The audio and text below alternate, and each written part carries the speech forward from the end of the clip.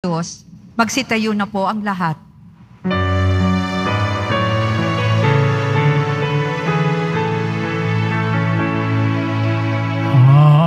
Hallelujah, hallelujah,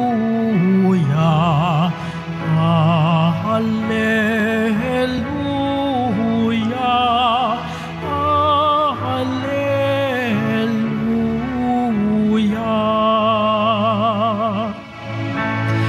Ipinangaral ni Jesus ang paghaharit ng Diyos. Sakit ay kaniyang ginamot. Hallelujah, hallelujah, hallelujah,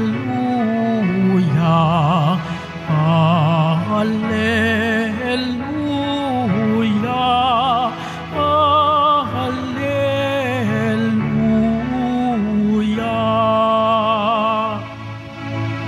Sumainyo ang Panginoon. At sumayo rin. Ang mabuting balita ng Panginoon ayon kay San Mateo. Papuri sa iyo, Panginoon. Noong panahong iyon, si Jesus ay nagpunta sa lupaing malapit sa Tiro at Sidon. Lumapit sa kanya ang isang Kananeyang naninirahan doon at malakas na sinabi, Panginoon, anak ni David, mahabag po kayo sa akin. Ang anak kong babae ay inalalihan ng demonyo at masyadong pinahihirapan. Ngunit gaputok may di tumugon si Jesus.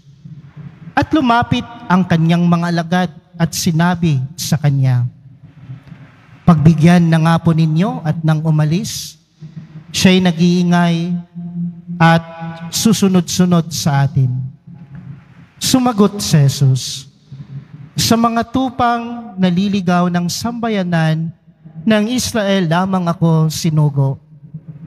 Ngunit lumapit sa kanya ang babae, lumuhod sa harapan at ang sabi, Tulungan po ninyo ako, Panginoon. Sumagot si Jesus, Hindi dapat kunin ang pagkain ng mga anak upang ihagis sa mga tuta. Tunay nga po, Panginoon, tugon ng babae. Ngunit ang mga tuta man ay nagsisikain ng mumong nalalaglag sa hapag ng kanilang Panginoon. Kaya't sinabi sa kanya ni Jesus, Napakalaki ng iyong pananalig. Mangyayari ang hinihiling mo. At noon din gumaling ang kanyang anak. Mga kapatid, ang mabuting balita ng Panginoon. Pinupuri ka namin, Panginoong Hesukristo. Magsiupo ang lahat. Isang magandang umaga po sa inyong lahat. Pakibati naman ang inyong mga katabi ng isang magandang umaga at mapagpalang linggo sa iyo, kapatid. Mga kapatid, naniniwala po ako na nandito kayo sa simbahan sapagkat nagbabasakali kayo na diringgin ang Diyos ang inyong panalangin. Naniniwala po ako na bago kayo pumunta sa simbahan, bago kayo nagsimba, sa bahay nyo pa lang, meron na kayong baon-baon at bit-bit na panalangin na sana dinadalangin ninyo na sa pagpunta nyo dito sa simbahan upang magsimba, nagbabasakali kayo na diringgin ng Diyos ang inyong panalangin. Naniniwala din ako na mahaba at malakas ang pananalig at pananampalataya ninyo. Tama po ba? Ngunit, mga kapatid, paano kung wala kayong napala pagkatapos ng banal na misang ito? Paano na mamaya kulang na lang ipagsisigawan ninyo sa panalangin ng bayan, Panginoon, dinggin mo ang aking kahilingan. Panginoon, dinggin mo ang aking panalangin. Ngunit pagkatapos ng misa, pagkatapos ng mahabang panalangin mo, pagkatapos ng mga ilang taon, ilang buwan at ilang araw na nananalangin ka sa simbahang ito, sa puok dasalan na ito, wala kang napala. Di ba? Minsan sa karanasan natin, may mga panalangin natin na matagal ko na po itong hinihiling sa iyo, Panginoon, sa ating poong Nazareno. Pero bakit ngayon, hindi mo pa ito ipinagkaloob sa akin? Panginoon, nagtatanong ka, Panginoon, dinidinig mo ba ang aking panalangin? Sa tuwing nagsisimba ako, ulitin ko po, kulang na lang, ipagsisigawan ko sa tuwing panalangin ng bayan, Panginoon, dinggin mo ang aking panalangin. Ngunit sa ilang taon, sa ilang buwan, at sa ilang araw na pabalik-balik ka at paulit-ulit ka na pumupunta dito sa Quiapo at humihiling sa poong Nazareno, paano kung wala kang napala?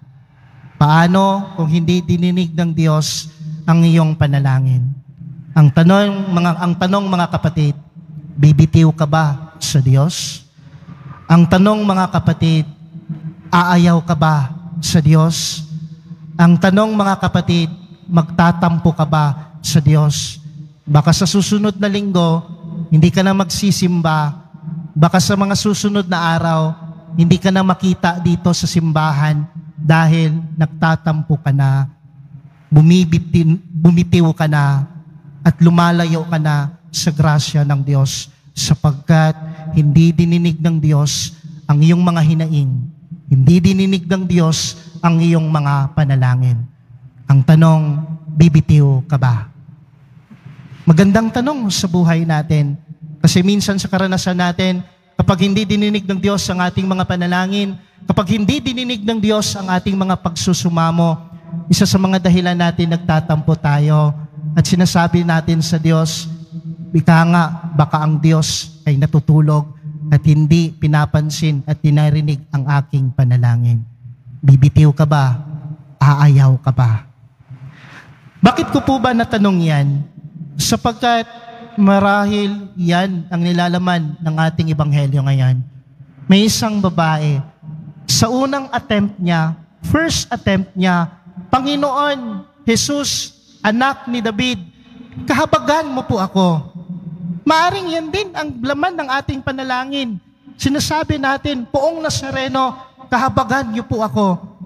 Pero kagaya ng ating gospel ngayon, the first attempt of this woman, of this Cananean woman, Dedma, hindi siya pinansin ng ating Panginoon. Hindi siya pinansin ng ating Panginoong Hesukristo. Marahil, ganun din ang karanasan natin. Sa tuwing nananalangin tayo ng ating Panginoon, sa unang beses, pangalawang beses, tatlong beses, 4 na beses, ay para bang hindi dininig ng Diyos ang ating panalangin. Pero ano po yung kagandahan nitong babae sa ating ebanghelyo? So first attempt man niya, nakahabagan siya ng ating Panginoon, kaawaan siya ng ating Panginoon, nagpursige po siya. Hindi po siya bumitaw, hindi po siya umayaw, at sinundan pa rin niya ang ating Panginoong Hesukristo. Kung Pilipino po ito, sasabihin ko siguro, hindi siya nagtampo sa Diyos. Kasi tayong mga Pilipino, isa sa pakiramdam natin, na minsan ayaw natin, yung matampuhin tayo. Tama, mali, di ba? Kung Pilipino lang siguro itong babae sa ating ebanghelyo, baka nagtampo na siya sa Diyos. Umayaw na siya sa Diyos. Bumitiw na siya sa inaasam-asam niyang panalangin at humingi ng tulong sa Diyos. Pero ang pangalawang sigaw, nagpursige pa rin ang babaeng ito. Anong sinabi niya? Panginoon, sige na po, tulungan mo po ako. Di ba? Napakaganda. Nagpursige ang babae sa ating ebanghelyo ngayon. Hindi siya umayaw, hindi siya nagtampo, hindi siya bumitaw sa inaasam-asam niya na tulungan siya ng ating Panginoong Hesukristo. At sa unang at sa pangalawang beses, sinabi niya, Panginoon, tulungan mo po ako. Ganun sana ang ating makuha sa ating ebanghelyo ngayon. Na sa mga oras na pakiramdam po natin na hindi dininig ng Diyos ang ating panalangin. Na sa mga oras na pakiramdam natin na walang-wala ang ating panalangin at wala tayong napala, wag sana tayong bumitaw. Wag sana tayong umayaw, kundi magpursigi tayo, nakahabagan at kaawaan tayo ng Diyos at tulungan niya tayo. Sapagkat hindi man yan dininig ng Diyos ang panalangin mo ngayon at ang iyong pagsusumamo mo ngayon, alam na alam ng Diyos kung anong tamang oras na ito ay bibigay sa iyo. Sapagkat alam ng Diyos kung ano yung sapat, ano yung dapat, at ano yung nararapat sa iyo. Ulitin ko po, sa ating panalangin na minsan hindi, pakiramdam natin na hindi dininig ng Diyos sapagkat alam ng Diyos kung ano yung sapat, ano yung dapat na para sa iyo, at ano din yun ang dapat at nararapat na para sa iyo. Kung nagpursigi ka ba at nagtatanong ka pa rin sa sarili mo, Panginoon, dinidinig mo pa ba ang aking panalangin? Matagal na po ito. Pabalik-balik na po ako dito sa Quiapo, dito sa simbahan, at humihiling ng iyong panalangin sa Poong Nazareno. The question is still remain. Dinidinig mo pa ba? Nagpupursigi naman ako, pero bakit wala pa rin akong napala? Marahil, ang sagot sa tanong mo ay dito, sagot sa ating ebanghelyo na sinabi doon sa ating Panginoong Jesucristo sa isang babae, napakalaki naman ang iyong pananalig. Sige na nga, ipapahintulot, ipagkaloob ko na nga sa iyo itong matagal mo nang hinihingi na pagalingin ang iyong anak. Pananalig at pananampalataya, yan ang sagot. Marahil, nagpupursige naman tayo, pero baka kulang ang ating pananalig at pananampalataya sa ating Poong Nazareno. Kaya kung nagtatanong ka pa ngayon sa iyong sarili, dinidinig ba ng Diyos ang aking panalangin? Nagpupursige naman ako, Panginoon, pero baka may kulang pa ang pananalig at pananampalataya ko. Kaya hingin natin sa ating Poong Nazareno, sa ating Panginoong Jesucristo, na nagdagan ang ating pananalig at pananampalataya upang dinggin ang Diyos ang ating mga panalangin.